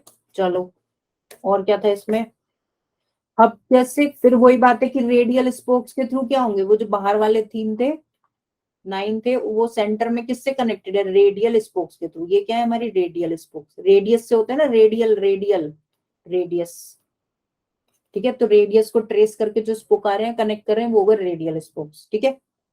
ये एक्स्ट्रा लाइन है, ये इसका पार्ट नहीं है, ये गलत चिपक गई है यहाँ। ये किसका पार्ट है, ये है माइक्रो बॉडीज का। माइक्रो बॉडीज क्या होते हैं, स्मॉल ऑर्गेनल्स हैं जो क्या करते हैं, स्टोर करते हैं कुछ एंजाइम्स को, ऑक्सीडेशन में, एंजाइमेटिक रिएक्शंस में हेल्प करते हैं। और माइक्रो बॉडीज का एग्जांपल क्या है, पेरोक्सिसोम और ग्लाइऑक्सिसोम। ग्लाइऑक्सिसोम होगा ये भी, ग्लाइऑक्सिसोम भी होता है, ठीक है। तो ये मेम्ब्रेनस बॉडी है जिनके अंदर क्या है, एनिमल और प्लांट दोनों में होंगी। उनमें क्या होते हैं, एंजाइम्स होते हैं जिससे क्या होता है, कुछ ऑक्सीडेशन रिएक्शंस होती है, ठीक है। तो माइक्रो बॉडीज के एग्जांपल याद रखना। ये इसके पार्ट नहीं है, अलग है, ये गलत पेस्ट हो गया है यहाँ, ठीक है। चलो, तो ये हमारे हो गए सीलिया, फ्लैगेला और सेंट्रियोल। लास्ट टॉपिक देखते हैं हमारा क्या, न्यूक्लियस, ठीक है। सबसे पहली बात, न्यूक्लियस इज इंपॉर्टेंट। ये देखो, अगर ये स्ट्रक्चर तुम्हें पर्पल दिख रहा है पूरा, तो ये क्या है, ये हमारा न्यूक्लियस है। पेरोक्सिसोम क्या है, पेरोक्सिसोम और glyoxysome is a type of micro body. Basically क्या है, ये माइक्रो बॉडी, माइक्रो मतलब स्मॉल, स्मॉल बॉडीज है, ठीक है, जिनमें क्या है, कुछ एंजाइम्स प्रेजेंट हैं। और वो एंजाइम्स बेसिकली ऑक्सीडेशन रिएक्शंस में हेल्प करते हैं। ऑक्सीडेशन रिएक्शंस में हमारी प्रोसेस में क्या है, बहुत सारे टाइप के प्रोसेस है ना, तो उसमें जो कुछ क्या होता है, जैसे फैटी एसिड्स हैं, बायोमोलिक्यूल्स हैं, उनका क्या करना पड़ता है, ऑक्सीडेशन करना पड़ता है। तो उसके ऑक्सीडेशन के लिए क्या चाहिए, एंजाइम्स चाहिए। तो वो एंजाइम्स कौन प्रोवाइड करेगा, पेरोक्सिसोम, ग्लाइऑक्सिसोम, जो ये माइक्रो बॉडीज है वो प्रोवाइड करेंगे, ठीक है। चलो, basically these are micro bodies, और ये इसका एग्जाम्पल है, ये याद रखना, ठीक है। उसके बाद हम बात करते हैं न्यूक्लियस की। न्यूक्लियस तो भाई बहुत इंपॉर्टेंट है ना। सबसे पहली बात ये हमने फर्स्ट स्लाइड में देखी थी, किसने डिस्कवर करा सबसे पहले न्यूक्लियस, रॉबर्ट ब्राउन ने, ठीक है, इन्होंने डिस्कवर कर दिया। उसके बाद क्या हुआ, मिस्टर फ्लेमिंग आए, इन्होंने देखना चाहा कि भाई न्यूक्लियस के अंदर है क्या। तो उन्होंने क्या करा, उसको स्टेन कर दिया न्यूक्लियस के मटेरियल को, किससे, एक बेसिक डाई से, ठीक है। और बेसिक डाई को जब स्टेन करा, और उसके बाद जो इन्हें स्ट्रक्चर दिखा, उसको इन्होंने बोल दिया क्रोमैटिन। जैसे कि ये न्यूक्लियस है, और न्यूक्लियस के अंदर जो भी फील्ड था, ऐसे कुछ इन्हें थ्रेड लाइक स्ट्रक्चर दिखा, उसको नाम दिया इन्होंने क्रोमैटिन। वो बेसिकली क्या था, वो जो इन्हें दिखा वो था जेनेटिक मटेरियल हमारा, जिससे क्या होता है, लेटर जब सेल डिवीजन होता है तो वो क्या होता है, कंडेंस होके एक प्रॉपर स्ट्रक्चर बना लेता है, जिसको हम बोलते हैं क्रोमोसोम्स, ठीक है। अभी इनिशियल स्टेजेस में जब सेल डिवीजन नहीं हो रहा, तो वो कैसे पड़ा होगा, वो ऐसे ही पड़ा होगा, उसका प्रॉपर कोई स्ट्रक्चर नहीं होगा, ठीक है। वो जम्बल्ड फॉर्म में होगा या डिसऑर्गेनाइज कर लो तुम, ठीक है।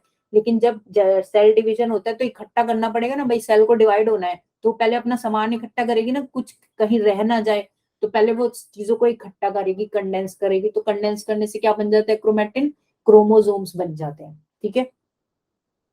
उसके बाद क्या है, न्यूक्लियस अगर हम देखें तो उसमें क्या क्या है, हाईली एक्सटेंडेड इलेबोरेट हाँ देखो, फिर क्रोमेटिन बना किसका है, जेनेटिक मटेरियल है ना, तो किसका होगा, न्यूक्लिक एसिड प्लस प्रोटीन्स, जिसे हम बोल सकते हैं न्यूक्लियो प्रोटीन, ठीक है।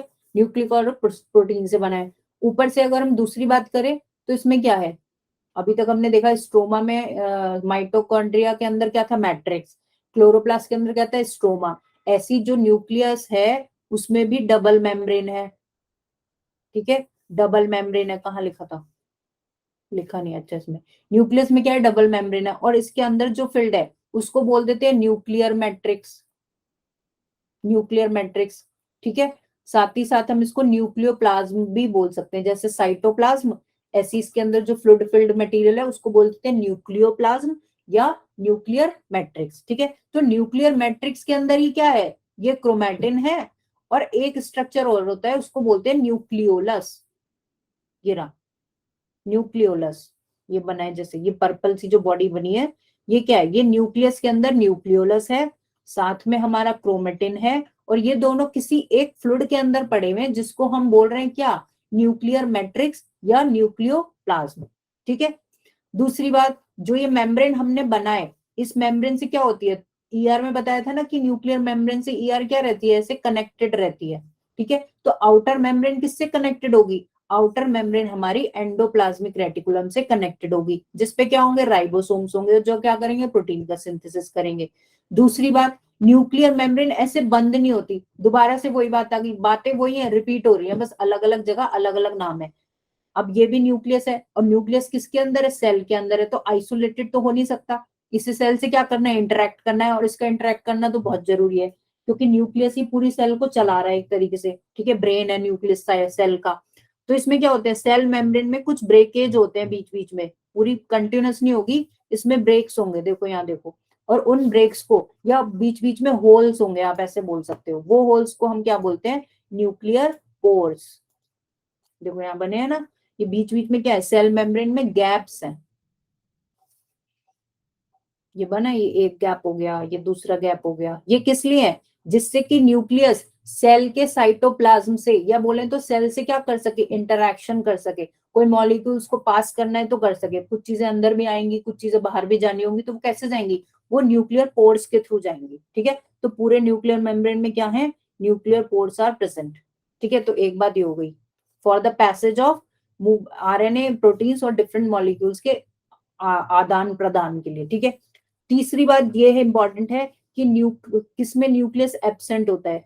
हमारी तो आरबीसीज जो है, एरिथ्रोसाइट्स, एरिथ्रोसाइट्स क्या होती है? आरबीसीज, रेड ब्लड सेल्स, इनमें न्यूक्लियस एब्सेंट होता है। ये इंपॉर्टेंट पॉइंट है, ठीक है, ध्यान रखना, ठीक है। क्योंकि न्यूक्लियस घेरता है जगह, सेल में क्या लेगा? जगह लेगा। और आरबीसी को क्या? ऑक्सीजन कैरी करना है, तो वो इसको स्पेस नहीं दे सकता, वो क्या करता है? न्यूक्लियस उनमें से एब्सेंट ही कर दिया गया है। ऐसी प्लांट में क्या है? सीव ट्यूब सेल्स होती हैं, ये भी ट्रांसपोर्टेशन में काम करती हैं, ठीक है। तो इनमें भी क्या है? न्यूक्लियस एब्सेंट है। ये दोनों सेल के नाम याद रखना, ठीक है। बाकी ये वही लिखा है जो हमने ऊपर देखा था, कि क्या बोलते हैं? न्यूक्लियर मैट्रिक्स को न्यूक्लियोप्लाज्म भी बोलते हैं, और उसके अंदर क्या है? न्यूक्लियोलस और क्रोमेटिन मटेरियल प्रेजेंट है, ठीक है। अब न्यूक्लियोलस का क्या काम है? न्यूक्लियोलस बेसिकली कर रहा है आरआरएनए का सिंथेसिस। पीछे बताया था ना मैंने, आरएनए कितने टाइप के हैं? 3 टाइप के हैं। एक हो गया एमआरएनए, टीआरएनए और आरआरएनए, ठीक है। तो आरआरएनए कहाँ से आ रहा है? आरआरएनए बना रहा है हमारा न्यूक्लियोलस, ठीक है, समझ आ गया? न्यूक्लियोलस। चलो देखें आगे, लास्ट स्लाइड है बस, ठीक है, फिर ओवर करते हैं। अभी हमने देखा कि जब क्रोमेटिन न्यूक्लियस के अंदर पड़ा था, ठीक है, और वो कंडेंस होकर क्या बना रहा था? देखा ना हमने यहाँ, क्रोमेटिन क्या था? Genetic material. लेकिन जब सेल डिवाइड होती है, वो कंडेंस होकर क्या बना रहा था? क्रोमोसोम्स, ठीक है। वही क्रोमोसोम्स अगर हम बात करें तो उनमें क्या है? हमारा पूरा डीएनए है, और डीएनए की लेंथ अगर हम देखें तो कितनी है? 2 मीटर लॉन्ग थ्रेड है डीएनए का ह्यूमंस के अंदर, ठीक है। सिंगल ह्यूमन सेल में कितना है? 2 मीटर लॉन्ग डीएनए है, कैसे? थ्रेड की फॉर्म में, ठीक है। और उस डीएनए में कितने क्रोमोसोम्स बन जाते हैं? 46। 46 क्रोमोसोम, ये नंबर याद रखने हैं। ह्यूमन में कितने हैं? 46 क्रोमोसोम्स आर देयर। और 46 क्रोमोसोम्स अलग अलग नहीं है, वो है 23 पेयर्स में। 46 का हाफ 23 होगा ना, 23 पेयर्स हैं। तो 23 पेयर्स में टोटल क्रोमोसोम कितने हो गए? 46, ठीक है। ये ऐसे समझ लो, जैसे हमारे पास क्या है? 2 पेयर है सॉक्स के, 2 पेयर ऑफ सॉक्स है हमारे पास, तो टोटल सॉक्स कितने हो गए? 4 हो गए ना, ऐसे ही है, ठीक है। टोटल कितने हो गए? 4 इंडिविजुअल, और पेयर कितने हो गए? 2, ठीक है। तो यही चीज है 23 पेयर्स, या हम बोल सकते हैं 46 क्रोमोसोम्स, ठीक है। तो कंडेंस होकर क्रोमेटिन ने क्या बना लिया? क्रोमोसोम्स, ठीक है। डिफरेंट स्टेजेस, ये सेल डिवीजन में तुम चैप्टर पढ़ोगे तब समझ में आएगा क्रोमोसोम का स्ट्रक्चर क्या होता है। जब सेल डिवीजन होता है तो चेंज होता रहता है। दूसरी बात, इन कंडेंस फॉर्म, जब कंडेंस हो रहा है क्रोमोसोम, तो वो क्या कर रहा है? उसमें क्रोमैटिन तो था ही था, क्या होगा साथ में? हिस्टोन्स और नॉन हिस्टोन कुछ प्रोटीन्स होते हैं। जब आगे तुम पढ़ोगे तो तुम देखना 2 मीटर लॉन्ग जो ये डीएनए है, ये कितनी बेहतरीन तरीके से जो हिस्टोन प्रोटीन्स होते हैं उनपे क्या होता है? एक तरीके से पैक होता है। इतनी जबरदस्त पैकिंग है कि इतना लंबा धागा इतनी सी जगह में कैसे होगा आप, और उलझना भी नहीं चाहिए, है ना। डीएनए ऐसा नहीं है कि ब्रेक हो जाए, तो कितनी बेहतरीन तरीके से वो क्या होता है? हिस्टोन प्रोटीन्स पे गोल गोल लिपटेगा, फिर वो आपस में लिपटेंगे। तो ऐसे क्या होता है? बहुत अच्छा स्ट्रक्चर, एक ऑर्गेनाइज्ड वे में पूरा डीएनए क्रोमोसोम्स के अंदर समा जाता है, ठीक है। ये कह रहा है ये। अब देखते हैं किस बेसिस पे, कि एक होता है सेंट्रोमियर।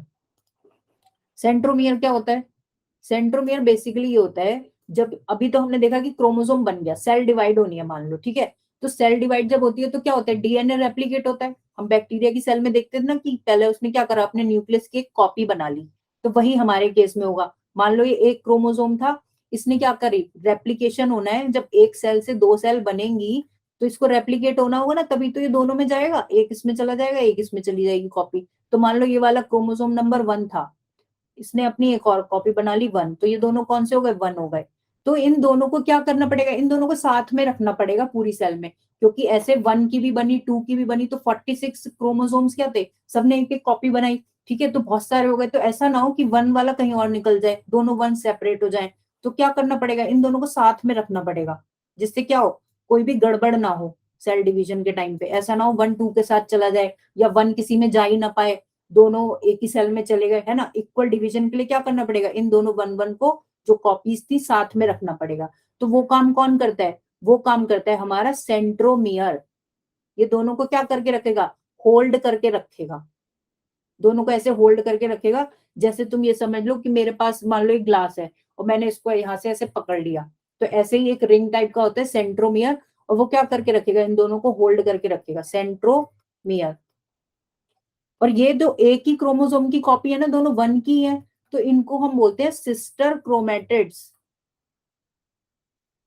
सिस्टर क्रोमेटिड्स, यहाँ जगह नहीं बच रही, क्या लिखेंगे यहाँ, सिस्टर क्रोमेटिड्स। सिस्टर इसलिए बोल रहे हैं क्योंकि सेम ही हो गए ना, एक तरीके से ट्विन्स हो गए ये दोनों क्या है, ये दोनों सिस्टर क्रोमेटिड्स है, किसकी, एक क्रोमोसोम की, ठीक है। अब ये जो सेंट्रोमियर आ रहा है, जो इसको ऐसे होल्ड कर रहा है दोनों को, इसकी भी पोजीशन होती है अलग अलग, ठीक है, इसकी पोजीशन होती है अलग अलग। और उसी पोजीशन की सेंट्रोमियर कहाँ प्रेजेंट है, मान लो ये पेन था, मैं इसको यहाँ से भी पकड़ सकती हूँ, यहाँ से भी पकड़ सकती हूँ, या यहाँ से भी पकड़ सकती हूँ, ठीक है ना। तो उस बेसिस पे कि सेंट्रोमियर कहाँ लगा हुआ है, टाइप्स ऑफ क्रोमोसोम्स है ये, मेटासेंट्रिक, सब मेटासेंट्रिक, एसेंट्रिक और टेलोसेंट्रिक, 4 टाइप के हमारे पास क्रोमोसोम है। हम इनमें देखते हैं कि सेंट्रोमियर कहाँ कहाँ लगा हुआ है। ये लास्ट स्लाइड है बस, ठीक है, 2 मिनट देख लो। अगर सेंट्रोमियर बिल्कुल सेंटर में लगाए क्रोमेटिड्स के, तो उस कंडीशन को बोलेंगे मेटासेंट्रिक क्रोमोसोम। उस क्रोमोसोम को क्या बोलेंगे, मेटासेंट्रिक क्रोमोसोम। ये सेंटर में है ना, बिल्कुल ये सेंट्रोमियर है हमारा, ठीक है, सेंट्रोमियर। और देखो जब सेंटर में लगा होगा तो क्रोमोसोम को क्या करा, इसने 2 पार्ट में डिवाइड कर दिया, एक ऊपर और एक नीचे, तो ये दोनों क्या है, इक्वल होंगे ना, जब बिल्कुल सेंटर में है तो ये दोनों क्या है, इक्वल है। तो ये जो पोर्शंस है इनको बोल देते हैं आर्म, क्या बोल देते हैं, आर्म। तो ये दोनों आर्म कैसे हैं, ये दोनों इक्वल हो गए, ठीक है। दूसरी कंडीशन है सब मेटासेंट्रिक क्रोमोसोम, इसमें क्या होगा, सेंटर से थोड़ा सा हटा हुआ होगा सेंट्रोमियर।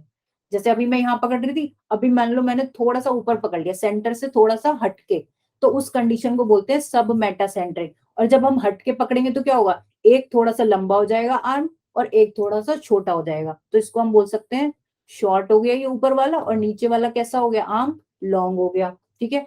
तीसरी कंडीशन है एक्रोसेंट्रिक, जिसमें क्या होगा, ऑलमोस्ट सेंट्रोमियर एंड के पास पहुंच जाएगा, तो एक आर्म तो बहुत शॉर्ट हो गई ऊपर वाली, और नीचे वाली काफी लंबी हो गई, समझ आया। ये कैसी हो गई, वेरी शॉर्ट, और ये हो गई वेरी लॉन्ग, तो इस कंडीशन को बोलते हैं क्या, एक्रोसेंट्रिक क्रोमोसोम।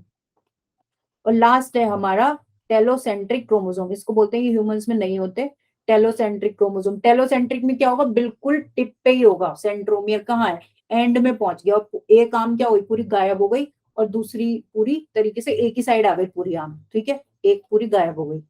तो ये 4 कंडीशंस हैं, मेटासेंट्रिक क्रोमोसोम, सब मेटासेंट्रिक, एक्रोसेंट्रिक और टेलोसेंट्रिक। अगर टाइप्स ऑफ क्रोमोसोम्स आता है तो ये डायग्राम जरूर बना देना, चाहे कुछ लिखना या मत लिखना, डायग्राम देख के समझ जाएगा टीचर कि हाँ बच्चे को पता था, लेकिन शायद टाइम की कमी की वजह से वो लिख नहीं पाया, ठीक है। तो डायग्राम्स इस चीज में बहुत हेल्प करते हैं। मान लो कभी कोई क्वेश्चन आता है आपको छूटने वाला है, तो डायग्राम बनाया हो, तो टीचर भी समझ जाता है कि हाँ चलो हो सकता है टाइम ना हो, लेकिन इसको आता था। तो ये चीज हमने देख ली, सेंट्रोमियर क्या कर रहा है, होल्ड कर रहा है 2 क्रोमेटिड्स को, कौन सी 2, सिस्टर क्रोमेटिड्स को होल्ड करके रख रहा है, ठीक है। और क्या होता है, सेंट्रोमियर तो था ही, सेंट्रोमियर के पास ना एक डिस्क शेप्ड स्ट्रक्चर और होता है, ये तुम सेल डिवीजन में देखोगे, ऐसे करके एक डिस्क शेप्ड स्ट्रक्चर होते हैं, जिसको हम बोलते हैं काइनेटोकोर। बेसिकली ये किस में हेल्प करते हैं, जब सेल डिवीजन होता है ये उसमें हेल्प करता है, ठीक है। तो फिलहाल ये हमारा चैप्टर यहाँ क्लोज होता है। इसके बाद देखो ये क्वेश्चंस दिए हुए हैं कुछ जो इंपॉर्टेंट हर चैप्टर के बाद में तुम्हें दिए होते हैं ना, 15 क्वेश्चंस आ दिया, तो ये क्वेश्चंस हैं, ये रिकॉर्डिंग में तुम पीपीटी में देख लेना, ठीक है। जैसे एक क्लोरोप्लास्ट पे क्वेश्चन आ सकता है, समझ आ गया। चलो भाई, बहुत बहुत धन्यवाद, आप लोग इतनी देर तक रुके। Okay, thank you, bye bye.